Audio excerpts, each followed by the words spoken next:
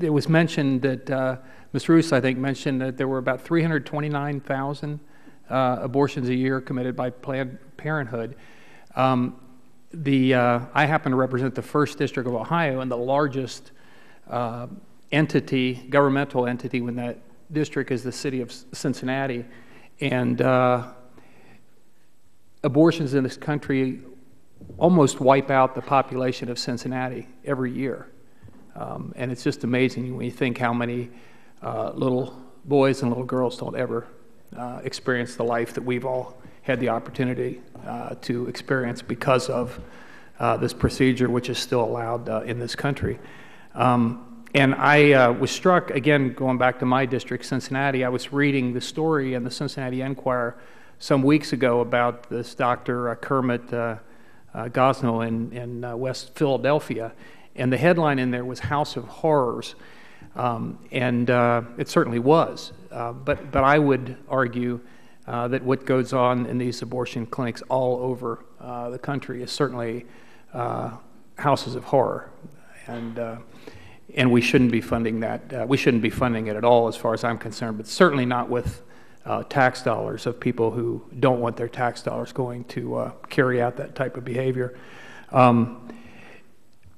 Talking about that Dr. Gosnell, I was, according to the grand jury report on the activities that were conducted by him at his clinic, and it was called the Women's Medical Society in West Philadelphia. On page 4 of the report, it says, and I'm quoting this, "When you perform late-term abortions by inducing labor, you get babies, live, breathing, squirming babies.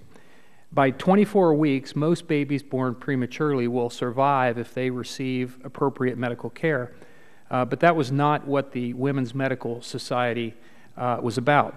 Dr. Gosnell had a simple solution for unwanted babies. He killed them. He didn't call it that. He called it ensuring fetal demise.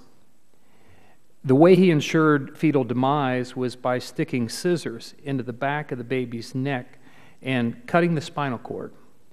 He called that snipping. Over the years, there were hundreds of snippings.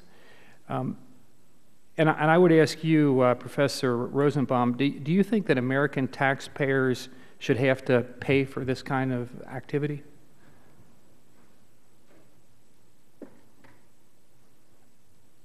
Mr. Chabot, I don't really see the connection between what is absolutely a terrible, terrible story and the tax-financed issues here. Well, let me ask you, let me draw the connection then for you. If he was doing this outside the womb, if he had snipped those spinal cords within the womb, that would be perfectly legal in this country, wouldn't it? And should we use tax dollars to pay for that type of activity? I think your question suggests that this bill involves tax dollars. The Hyde Amendment is a very clear statement about the use of... Well, reclaiming my time. Would the gentleman yield? Would the gentleman yield? I've only got a short period of time here, and let me, just a couple other points I wanted to make. Let me ask the other two witnesses. Is that legal? Would that be legal, say in the first trimester, second trimester, that type of activity in abortion clinics?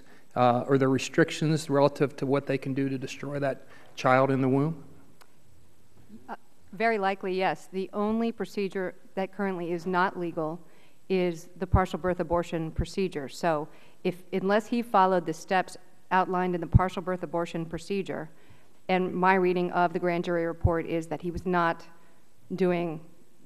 taking those steps, then what he was doing would be perfectly legal if it was done just before delivering the baby.